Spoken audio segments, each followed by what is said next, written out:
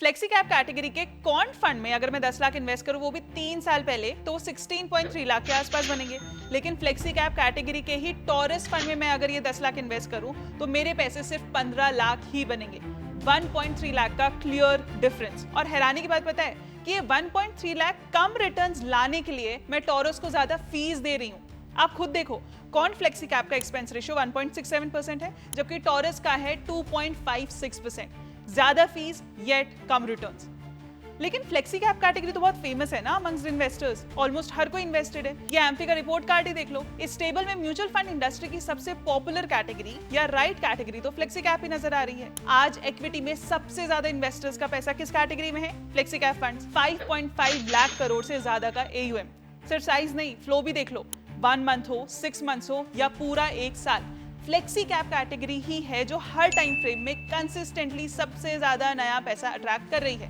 Plus इस पूरे category के रिटर्न्स भी काफी ठीक ठाक रहे हैं। तो अगर कैटेगरी सही है, अगर इन्वेस्टर्स का सबसे ज्यादा पैसा भी इसी में आ रहा है, अगर ओवरऑल रिटर्न्स भी डिसेंट है, then how come a scheme in this category can go this bad? क्या राइट कैटेगरी का मतलब हमेशा राइट परफॉर्मेंस नहीं होता? और अगर नहीं तो गलती किसकी होती है, फंड की या इन्वेस्टर के डिसीजन की? काफी हैवी क्वेश्चन है। Can a right category still deliver the wrong performance? Are we as investors confusing the right category with the right fund? जब आप साथ में ढूंढ ले, लाइव यही दोनों फंड्स को कंपेयर करके देखेंगे। देख लेते हैं कि where which fund went wrong।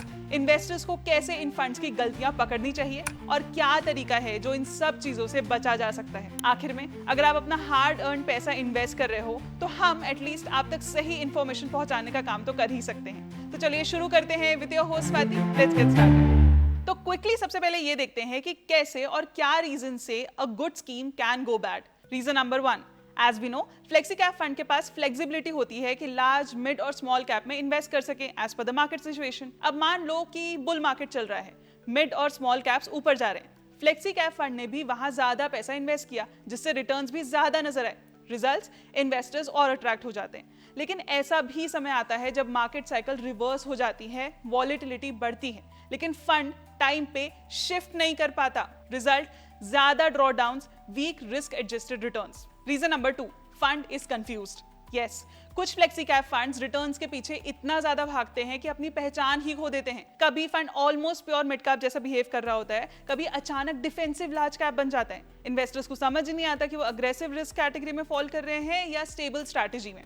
Reason number 3, सबसे इंपॉर्टेंट, कुछ flexi cap fund managers market timing के चक्कर में 10 से 15% तक पैसा कैश रख लेते हैं, पर जब मार्केट ऊपर जा रहा होता है ये कैश इन्वेस्ट ही नहीं करते। इन्वेस्टर्स को लगता है कि शायद फंड सेफ खेल रहा है, पर रियलिटी में वो अपने ही कैटेगरी के पीयर से लगातार अंडर परफॉर्म कर रहे होते हैं। तो अब ये 3 रीजंस देखकर लग रहा होगा कि ये सारी गलती तो फंड मैनेजर्स की होती है। हम एज एन इन्वेस्टर कैसे पता करें कि इतनी राइट दिखने वाली कैटेगरी में भी हम राइट परफॉर्मेंस वाला फंड चुन पाए? ये सारी चीजें हम पहले से कैसे पकड़ सकते हैं? कैसे समझे कि फ्लेक्सी कैप फंड सच में फ्लेक्सिबल है या सिर्फ कंफ्यूज? दोस्तों, it's time to go on a Rupeevest website. मैंने रूपीवेस्ट पर जाके 2 फ्लेक्सी कैप फंड सिलेक्ट किए हैं। एक हमारा है कॉर्न फ्लेक्सी कैप और दूसरा है टॉरस फ्लेक्सी कैप। ध्यान देने वाली चीज ये है कि दोनों ही राइट कैटेगरी मतलब फ्लेक्सी कैप कैटेगरी में आते हैं। अब मान लीजिए आपने दोनों फंड्स में 10 साल तक मंथली 10,000 की SIP की। टोटल इन्वेस्टमेंट कितना बना? 12 लाख। दोनों फंड्स में सेम, लेकिन फिर भी यहाँ डिफरेंस नजर आएगा। तो यहाँ हम गए रूपीवेस्ट वेबसाइट में, यहाँ टूल्स में जाकर mutual fund SIP return tab में गए। फंड का हमने नाम डाल दिया है, अमाउंट हमने डाला है 10,000। कितने साल तक? 10 साल तक। Same will do for taurus flexi cap fund. अब यहां अगर आप देखोगे तो पहले फंड ने आपके 12 लाख को 31.85 लाख बनाया और दूसरे फंड ने सिर्फ 20.24 लाख बनाया। मतलब 11.6 लाख का गैप सिर्फ फंड सिलेक्शन की वजह से। Same category, same time period, same investment amount, लेकिन फिर भी ये गैप क्यों आया? बताती हूँ। एक बार इनके फंड मैनेजर्स की तरफ जाते हैं। लेकिन क्यों? क्योंकि फंड मैनेजर्स एक बहुत ही क्रिटिकल रोल प्ले करते हैं फंड की जर्नी में। उनका एक्सपीरियंस और area of expertise he fund को प्रॉफिटेबल बनाता है। तो हमारे फिल्टर्ड फंड्स में से कॉर्न फ्लेक्सी कैप को संदीप टंडन जी लीड कर रहे हैं और टॉरस फ्लेक्सी कैप को अनुज कपिल जी मैनेज कर रहे हैं। संदीप टंडन जी जैन 2013 से कॉर्न फ्लेक्सी कैप फंड को मैनेज कर रहे हैं, वहीं अनुज कपिल जी नवंबर 2023 से टॉरस फ्लेक्सी कैप को मैनेज कर रहे हैं। ध्यान रहे कि taurus flexi cap fund originally taurus star share fund के नाम से था। ये 29 जैन 1994 2024 को लॉन्च हुआ था with diversified equity focus. SEBI के न्यू कैटेगराइजेशन नॉर्म्स के हिसाब से इसको 31 जन 2021 को रीब्रांड करके टॉरस फ्लेक्सी कैप फंड बना दिया गया, लेकिन इसका diversified equity investment approach same रहा। तो एज अ फ्लेक्सी कैप ये फंड भी नया था और 2023 में इसको Anuj Kapil ji as a new fund manager मिले। अब फंड मैनेजर्स की फिलॉसफी जानने से पहले क्विकली इनके रिटर्न्स देख लेते हैं। अगेन रुपीवेस्ट वेबसाइट में जाकर फंड्स के नाम डालना है, थोड़ा नीचे स्क्रॉल करके हमें ये टेबल दिख जाएगा। तो अनुज कपिल जी के टेक ओवर करने के बाद हमने देखा कि टॉरस फ्लेक्सी कैप का ट्रेलिंग 1 ईयर रिटर्न है 0.11% और 3 ईयर CAGR है 14.58%। वहीं कॉर्न फ्लेक्सी कैप का 1 ईयर रिटर्न है 5.50%, लेकिन 3 year CAGR 17.71%, clearly out performing taurus flexi cap fund across the same time period. अब दोनों को सेम मार्केट मिला, सेम कंडीशंस मिली, तो रिटर्न्स क्यों अलग मिले? फंड मैनेजर फिलॉसफी की वजह से। क्वांट म्यूचुअल फंड के फ्लेक्सी कैप फंड में संदीप टंडन जी एक क्वांट बेस्ड मॉडल फॉलो करते हैं through their proprietary VLRT framework. Valuation, liquidity, risk, sentiment और टाइमिंग, पोर्टफोलियो डिसीजंस इनके इसी मॉडल के बेस पर होते हैं। यहाँ हाई पोर्टफोलियो चर्न नॉर्मल है क्योंकि बिलीफ ये है कि अगर टाइमिंग सही हो तो स्टॉक्स बदलना अल्फा क्रिएट कर सकता है। Result, high risk high reward, specially strong bull phase में। शॉर्ट टर्म में they play the momentum game. अब दूसरी तरफ है टॉरस फ्लेक्सी कैप फंड। अनुज कपिल जी का अप्रोच काफी रिस्क फर्स्ट और कंजर्वेटिव रहा है। उनका बैकग्राउंड वेल्थ मैनेजमेंट का है, इसी वजह से उनका फोकस ज्यादा पैसे बचाने और रिस्क कम करने में होता है। इसका फायदा ये होता है कि फंड में उतनी ज्यादा वॉलेटिलिटी नहीं होती, लेकिन जब मार्केट में स्ट्रॉन्ग रैली आती है और स्टॉक्स तेजी से भागते हैं, तब ऐसे कंजर्वेटिव अप्रोच के साथ मार्केट को या बेंचमार्क को पीछे छोड़ना थोड़ा मुश्किल हो जाता है। तो ये समझ आ गया कि दोनों के फिलॉसफीज काफी अलग है, हेंस शायद ये रिजल्ट आ रहा है। लेकिन एक बात बताओ, आपको कैसे पता चलता है कि दोनों फंड मैनेजर्स ने टाइम के साथ अपनी स्टेटेड इन्वेस्टमेंट फिलॉसफी को कंसिस्टेंटली फॉलो भी किया है? इसका आंसर जानने के लिए हम एक डीप डाइव करेंगे फंड्स के पोर्टफोलियो एलोकेशन की तरफ। इसके लिए हमने दोनों फंड की जैन 2026 की फैक्ट शीट देखी। अब यहां डिफरेंस देखो, कॉर्न फ्लेक्सी कैप का 75.6% एलोकेशन लार्ज कैप्स में है, जबकि सिर्फ 18.5% एक्सपोजर मिड और स्मॉल कैप्स में स्प्रेड है विद अबाउट 3.5% ऑफ कैश। ये क्लियरली इंडिकेट करता है कि करंट एनवायरनमेंट में जहां मिड और स्मॉल कैप प्रेशर में रहे हैं, फंड ने रिस्क को कॉन्शियसली कंट्रोल किया है। कॉर्न फ्लेक्सी कैप का portfolio high conviction thematic bets पर फोकस्ड है, केपेक्स, इंफ्रा और मैन्युफैक्चरिंग साइकिल्स का स्ट्रॉन्ग एक्सपोजर, साथ ही बैंक्स और डिफेंसिव से बैलेंस।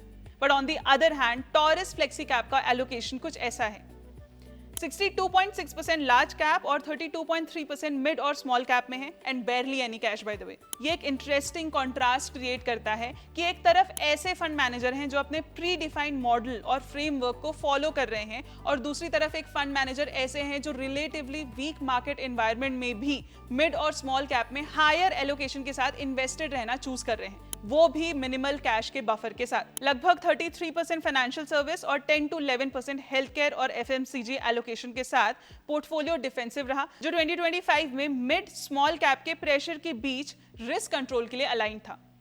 लेकिन 10% एक्सपोजर HDFC जैसे स्लो मूविंग लार्ज कैप और FMCG हेल्थ केयर का म्यूटेड परफॉर्मेंस पोर्टफोलियो रिटर्न्स पर क्लियर ड्रैग बना, plus high exposure to mid and small cap didn't help. Net result, volatility control हुई पर alpha generation limited रहा। लेकिन हाँ, यहाँ एक और चीज हो सकती है, हो सकता है कि करंट एनवायरनमेंट में कौन जैसे फंड जिनके बेट्स साइक्लिकल और मोमेंटम लेड सेक्टर्स पे हैं, उनमें परफॉर्मेंस ट्रैक्शन ज्यादा दिख रहा है, जबकि टॉरस का पोर्टफोलियो एलोकेशन शायद उतना रिवॉर्ड नहीं कर पा रहा। इन शॉर्ट, ये सब करंट एनवायरनमेंट का रिजल्ट है। तो चलो पास्ट मार्केट साइकिल्स देख लेते हैं, जिससे क्लियर हो जाएगा कि टॉरस के क्या इस अप्रोच की वजह से फंड हर रैली मिस करता आ रहा है या ये सिर्फ एक फेज का इंपैक्ट है। इसके लिए हम देखेंगे इन दोनों के rolling returns. Rolling returns basically बताते हैं कि फंड हर पॉसिबल टाइम पीरियड में कैसे परफॉर्म करता रहा है, ना कि सिर्फ एक फिक्स्ड विंडो में। इससे टाइमिंग का इन्फ्लुएंस निकल जाता है और फंड की रियल कंसिस्टेंसी क्लियरली सामने आ जाती है। ये भी हमें रुपीवेस्ट की वेबसाइट में मिलेगा। टूल्स में जाना है, म्यूचुअल फंड रोलिंग रिटर्न्स में जाना है, फंड का नाम डाल दिया और 5 इयर्स का रोलिंग रिटर्न देखना है। तो पिछले 5 सालों में जहां कॉर्न फ्लेक्सी कैप ने 24.05 के एवरेज रिटर्न्स डिलीवर किए हैं, वहीं टॉरस फ्लेक्सी कैप का एवरेज रिटर्न था 10.75%। बिल्कुल साफ है कि दोनों फंड्स के रिटर्न्स में नोटिसेबल गैप है, और जब हम रिटर्न डिस्ट्रीब्यूशन देखते हैं तब पता चलता है कि फंड ने अलग अलग मार्केट फेजेस में कितने बार कैसे रिटर्न्स डिलीवर किए, सिर्फ कुछ स्टैंड आउट ईयर्स के भरोसे नहीं किए। कॉर्न फ्लेक्सी कैप की rolling return distribution right skewed रही, यानी कि पिछले 5 सालों में लगभग 70% पीरियड्स में फंड ने 20 to 30% या 30% प्लस रिटर्न्स भी डिलीवर किए। ये क्लियरली स्ट्रॉन्ग अपसाइड कैप्चर को रिफ्लेक्ट करता है। वहीं टॉरस फ्लेक्सी कैप के डिस्ट्रीब्यूशन नैरो और कंप्रेस्ड है, ज्यादातर रिटर्न्स 0 to 20% रेंज में ही रहे। डाउनसाइड कंट्रोल बेटर था, लेकिन हाई रिटर्न फेजेस मिस हो गए। मतलब ये सब सिर्फ करंट एनवायरनमेंट का हाल नहीं है, पास्ट परफॉर्मेंस भी सेम रिजल्ट दिखा रहा है। पर इसके अलावा मुझे और एक एंगल से दोनों फंड्स को टेस्ट करना है कि जब मार्केट ऊपर गया तब दोनों फंड्स ने अपनी स्ट्रैटेजी कैसे चेंज की और मुझे कितने रिटर्न्स दिए, जिसके लिए मैं देखूंगी अपसाइड कैप्चर रेशियो। और उसके साथ मुझे ये भी देखना है कि जब मार्केट नीचे गिरा तब फंड मैनेजर ने स्ट्रैटेजी चेंज करके मेरे रिटर्न्स को कितना बचाया, जिसके लिए मैं देखूंगी डाउनसाइड कैप्चर रेशियो। ये दोनों रेशियो हम मॉर्निंग स्टार वेबसाइट से देखेंगे। क्वाइट पॉसिबल ना कि जो फंड रिटर्न ज्यादा दे रहा है वो ज्यादा रिस्क भी ले रहा हो, ये भी चेक कर लेते हैं। तो कॉर्न फ्लेक्सी कैप का अपसाइड कैप्चर है 113, मतलब रैलीज में फंड मार्केट से भी ज्यादा पार्टिसिपेट करता है, लेकिन इसका डाउनसाइड कैप्चर रेशियो है 138। ये सिग्नल देता है कि मार्केट गिरने पर फंड की गिरावट भी ज्यादा होती है, यानी हाई अपसाइड के साथ हायर ड्रॉ डाउन रिस्क। वहीं टॉरस फ्लेक्सी कैप का अपसाइड कैप्चर 95 है, जो रैलीज में स्लाइटली कंजर्वेटिव पार्टिसिपेशन दिखाता है, लेकिन इसका डाउनसाइड 113 जो कि कौन से बेटर है, मतलब डाउन टर्न्स में डैमेज कंपैरेटिवली कम रहता है। लेकिन सिंपल शब्दों में ये भी याद रखिए कि आपकी वेल्थ राइट टेल रिटर्न से बनती है, यानी कि वो फेजेस जहां fund unusually high returns deliver करता है, जैसे 20, 30% या 30% प्लस पीरियड्स। इस कंटेक्स्ट में देखो तो कॉर्न फ्लेक्सी कैप ने इन राइट टेल फेजेस को काफी एक्सटेंड तक कैप्चर किया, जबकि टॉरस फ्लेक्सी कैप का फोकस ज्यादा स्टेबिलिटी पर रहा, जिसके चलते ऐसे हाई रिटर्न पीरियड्स लार्जली इनसे मिस हो गए। चलो एक बार हम लास्ट में इनके जल्दी से रिस्क भी देख लेते हैं कि कौन सा फंड ज्यादा रिस्की है, जिसके लिए हम देखेंगे इसी वेबसाइट से risk adjusted ratios. Risk adjusted ratios ये बताते हैं कि फंड ने जो रिटर्न्स दिए हैं उसके लिए कितना रिस्क लिया गया। दो फंड्स सेम रिटर्न्स दिखा सकते हैं, लेकिन जो कम वॉलेटिलिटी और बेटर डिसिप्लिन के साथ वो रिटर्न्स डिलीवर करता है वही लॉन्ग टर्म में काम करता है। जो फंड बिना प्लानिंग के ज्यादा रिस्क लेता है वो कुछ फेजेस में चमक सकता है, पर सस्टेनेबिलिटी क्वेश्चनेबल होती है। इसलिए नेक्स्ट स्टेप में हम रिस्क एडजस्टेड रेशियोज जैसे बीटा, स्टैंडर्ड डिविएशन, शार्प और अल्फा देखते हैं। ये रेशियोज हेल्प करते हैं समझने में कि फंड मार्केट के मूव्स को कैसे हैंडल करता है, वॉलेटिलिटी कितनी है और लिया गया रिस्क एक्चुअली रिवॉर्ड हुआ या नहीं। Over 5 years corn flexi cap का बीटा 1.11 ये बताता है कि फंड मार्केट के मूव्स को बेंचमार्क से थोड़ा ज्यादा इंटेंसिटी के साथ एक्सपीरियंस करता है, यानी वॉलेटिलिटी कॉन्शियसली ली जाती है। स्टैंडर्ड डिविएशन 17.34 भी इस हाई रिस्क प्रोफाइल को रिफ्लेक्ट करता है। साथ ही अल्फा दैट इज 3.46 और शार्प रेशियो 0.88 ये दिखाता है कि लिया गया एक्स्ट्रा रिस्क एक्सेस रिटर्न्स में कन्वर्ट हुआ और फंड का रिस्क एडजस्टेड परफॉर्मेंस कैटेगरी से बेटर रहा। वही अगर सेम पीरियड में टॉरस फ्लेक्सी कैप देखें तो बीटा 0.99 ये दिखाता है कि फंड मार्केट के मूव्स को बेंचमार्क से क्लोजली फॉलो करता है और 14.16 स्टैंडर्ड डिविएशन भी इस रिलेटिवली लोअर रिस्क प्रोफाइल को कंफर्म करता है।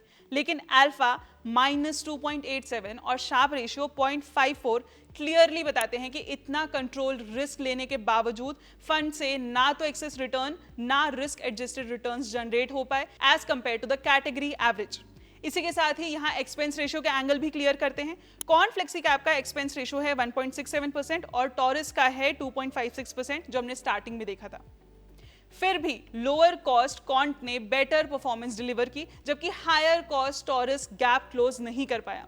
इन शॉर्ट, एक राइट कैटेगरी से बिलोंग करने के बाद भी बेस्ट रिटर्न्स गारंटीड नहीं होते। यहाँ इन्वेस्टर्स को यह समझना जरूरी है कि सिर्फ कैटेगरी सही होना परफॉर्मेंस की गारंटी नहीं होती। काफी फंड्स पेपर पर परफेक्ट लगते हैं, पॉपुलर कैटेगरी, बैलेंस पोजीशनिंग, लो शॉर्ट टर्म वॉलेटिलिटी, लेकिन एग्जीक्यूशन लेवल पर वीक होते हैं। ऐसे फंड्स को पहचानना मुश्किल नहीं है, बस सही लेंसेज यूज करना होता है। frequent fund manager changes, higher expense ratios, unclear या unstable investment process और over diversified portfolios जहां conviction missing हो, ये सब red flags होते हैं।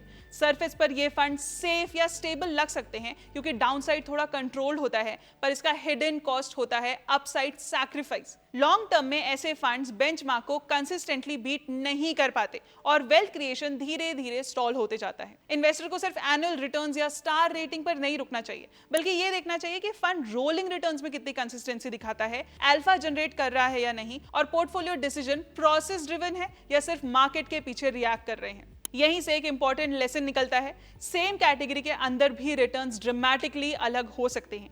कैटेगरी सिर्फ यूनिवर्स डिफाइन करती है, एक्चुअल रिजल्ट डिसाइड होता है स्कीम सिलेक्शन से। इस पूरे एनालिसिस का टेक अवे बिल्कुल क्लियर है, राइट कैटेगरी 10% बैटल है, राइट स्कीम 90% है। आप फ्लेक्सी कैप के कौन से स्कीम में इन्वेस्टेड हो, कमेंट सेक्शन में जरूर बताएं। वीडियो अगर अच्छा लगा हो तो लाइक करें, share it with your friend जो अभी भी सिर्फ इन्वेस्टिंग का सोच रहा है, and subscribe to the channel. मिलते हैं अगले वीडियो में। Mutual fund investments are subject to market risks. Read all scheme-related documents carefully.